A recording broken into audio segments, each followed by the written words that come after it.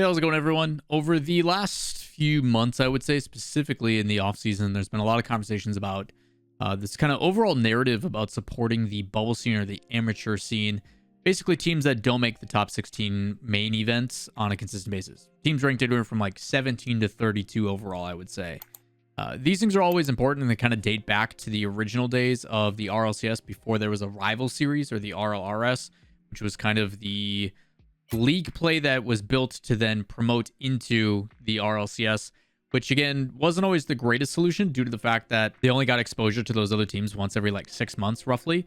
And if you didn't qualify or you didn't play well in this one specific promotion relegation tournament, you didn't really play against the top level. And with the circuit-based system, we do at least get that exposure every other week, essentially, where open qualifier teams then have the chance to play against main event teams. And in that circumstance, I do think it is better. You are seeing the lower competition getting a chance to play against the upper competition on a consistent basis, which in the past was not the case.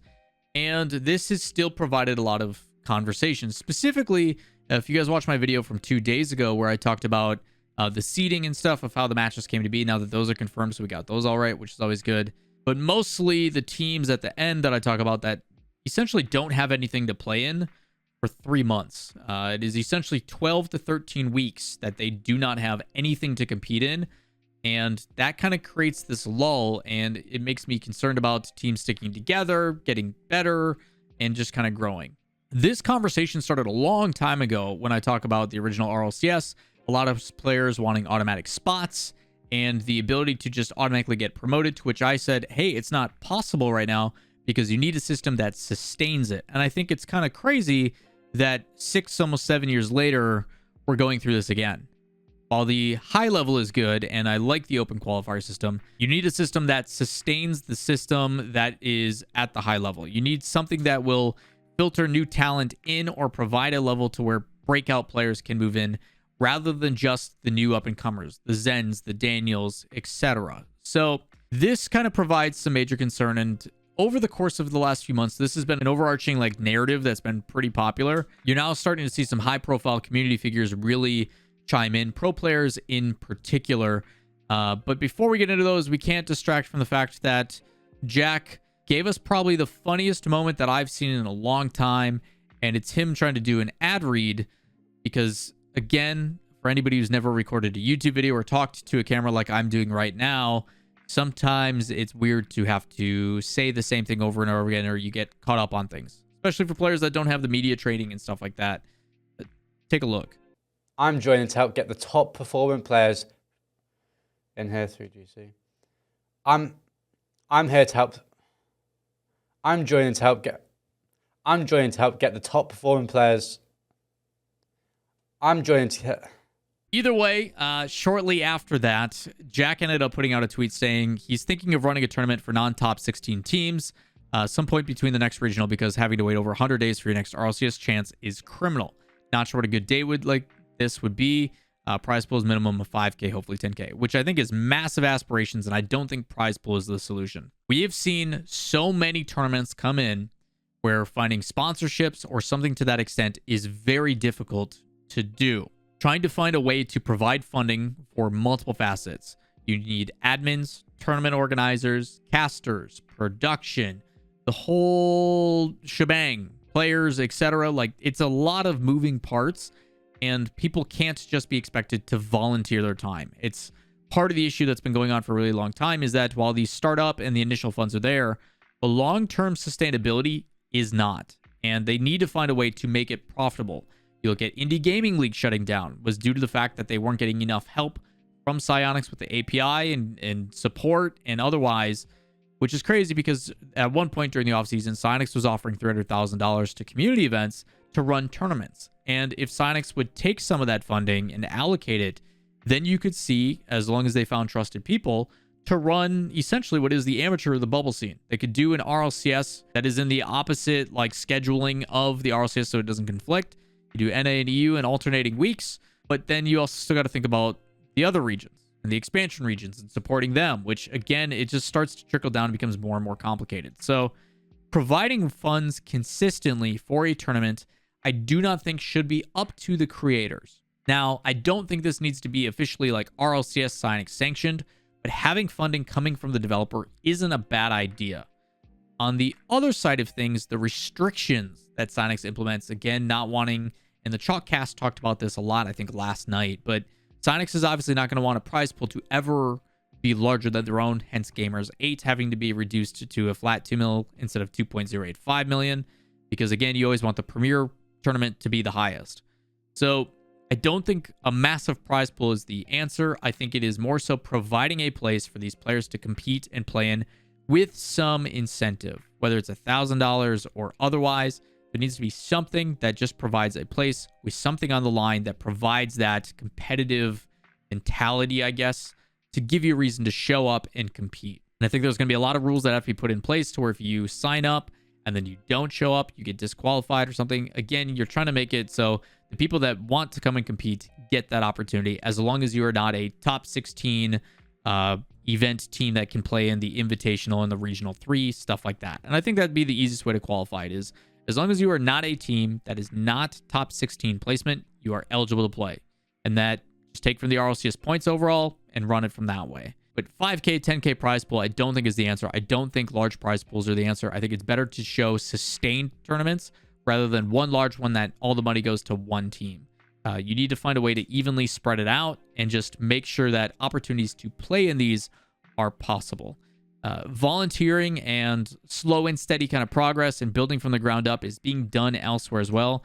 You even saw a lot of people in the community kind of chime in on this. For selfish reasons, obviously, running these tournaments is beneficial for them, for the content creators like Rizzo doing Regain, and Jack or Rise, who also chimed in on this. There is selfish benefits to this. The ability to have their platform, get a bunch of views and eyes on it, while also being able to turn that into content if they desire. There's a lot of opportunities for it. Again, it's not just out of the goodwill of their own heart, and nor should it be. If they're putting the time and effort in, there should be some sort of compensation depending on whether it is exposure, growth for their channels, whatever. Rise does talk about how the bubble scene is being neglected. If you bubble players are interested, I could do something similar. What Jack is suggesting, tell me dates that work for you, get the ball rolling, etc. Having to wait months for qualifiers between these, I understand how frustrating, demotivating, and unfair it is on people devoted to improving. It's only fair that if I do something for the community that made me a pro in the first place. And this actually brought up a conversation. Jeff, who is the COO at Williams Resolve, has actually been sponsoring some of these tournaments already. One of their community casters, Months, has put out a Reddit thread and discussed this and talked about how he runs his own tournament thing with the help of Williams Resolve as a sponsor, where they provide 300 euros a week. They're going to be running 6 tournaments over the next 6 months. There's 4 bubble tournaments and 2 women's tournaments. 300 euro prize pool with community funding coming in. And I think they ran their first event, and it was 870 euro prize pool through donations and support from the community. The thing that I have concerns on, again, is while Williams Resolve is maybe seeing this as an opportunity cost for promotion for their branding, and it becomes a marketing cost that they can allocate, long term, you would hope that this becomes profitable, and then they can use those funds so they're not operating at a loss. Because in most things in esports, you are operating at a loss. You are losing money over time, and you don't really see a return on the investment or your ROI. So there is some concerns where if Williams Resolve every single month for the next X amount of months is putting 300 euros in, you're hoping for the community to provide funding. I don't think that is a viable option to keep hoping that people donate. It's not something that is going to be sustainable. And for the people that are volunteering their time as tournament organizers, admins, casting, etc., which Months talks about in this, the channel that it's hosted on between him and his partner in this are not taking any profit. They are literally doing this on pure volunteer work. And we've seen what that does in multiple other options. It needs to turn a profit. That's just the reality of how this works. These people, if they want to be able to dedicate to it full time, need to be able to pay their bills. And long term, this is not going to work.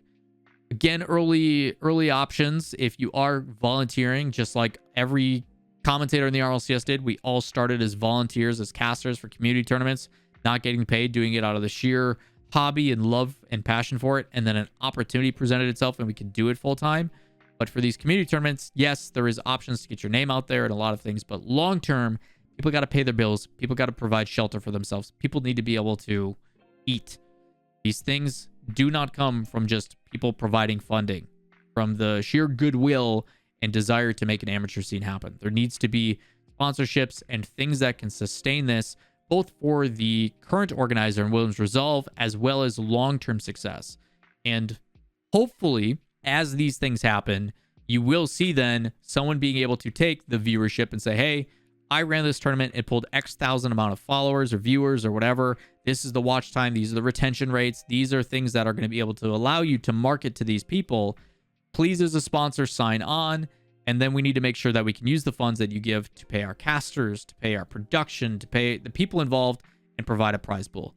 Finding that sponsor is always the toughest part, and doing it long term is also a very tough part. I've done plenty of one-off things. I did stuff with ESPN with the Brawl. I did stuff with Psyonix. I did stuff with Metafy, and have done multiple sponsorships. But the long-term sustainability, they have to see the value in it, and the difficulty is finding that long-term success. And I don't know how you're going to be able to do it. And I think the easiest solution is obviously Psyonix saying, hey, 2021, 2022 announcement, we want to be more involved. We want to do more amateur bubble scene tournaments. We want to support that scene more. An easy way for us to do it is provide funding. Provide a flat amount every single month, week, whatever it is. And that is for the prize pool, for the production, for the casters, whatever it is. And find someone willing to run that stuff. Again, that's a big undertaking for them, but I think it's a important one because it allows for the ability to sustain your amateur scene, which then feeds into the pro scene, which creates long-term success for the RLCS. So I think there's a lot of things about this that are a little troublesome, but the nice thing about this is Mateo Esports on Twitter, who is the NA regional manager for Rocket League Esports, did put out a poll, and he says, hey, non-top 16 teams, help me understand what types of events you would want or would not want to play in during the period between and before the next RLCS Open qualifier. Talking obviously between the downtime of the current event and then going into the next event. You essentially have a week, week and a half if you don't qualify. What things are you looking for? Let's poll the people. Let's hear what they have to say, which is the appropriate way to go about this. Let me interact with the people that are going to be playing in these, give them what they want, and then obviously oversee it in a way that becomes like, hey, I understand these are the things you want, but for the sake of being able to run this stuff, every extra day we run this means that there is more production costs. There's more this, more that. According to the results, the major things they want is a $2,500 prize pool between the top 4 teams. They want them broadcasted. They want the event to span multiple days with double elimination and open qualifiers, which again already defeats what it's supposed to be. You are still feeding the top 4 teams, which is not the case.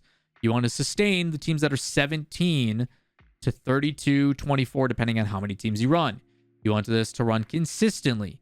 You don't want to have to take multiple days because then it's more time that you're dedicating, and that's cost for production, casters, organizers, admins, everything in that sense. So again, there's some refinement, but for early looks, it's going to be interesting to see on how that poll goes. Again, the players and people involved are one side of it. You guys, the community, what your thoughts are, what you would be interested in watching is also equally important, because if it doesn't get eyes on it, you can't position it and sell it to somebody else. So that's kind of the ongoing conversation. I hope it goes well. I hope we don't see these massive prize pools and we see long-term success, in my opinion. While large prize pools are great, I think it'd be better to, instead of having one $10,000 tournament, it'd be better to have 10 $1,000 tournaments and have that cover the span of a split, maybe 2. That's my take on it. I'm curious on what it is.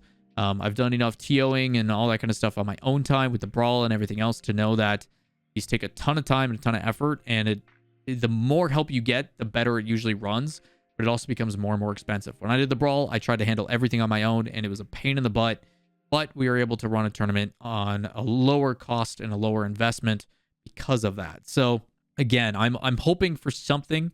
I'm glad the conversation is going. This is me trying to continue that conversation and create that discussion, because I do think these things are really important for long-term success, both for amateur and RLCS to feed into, and you never know what could come out of these. All of a sudden you have players that are, like, without question, playing really, really well in these tournaments.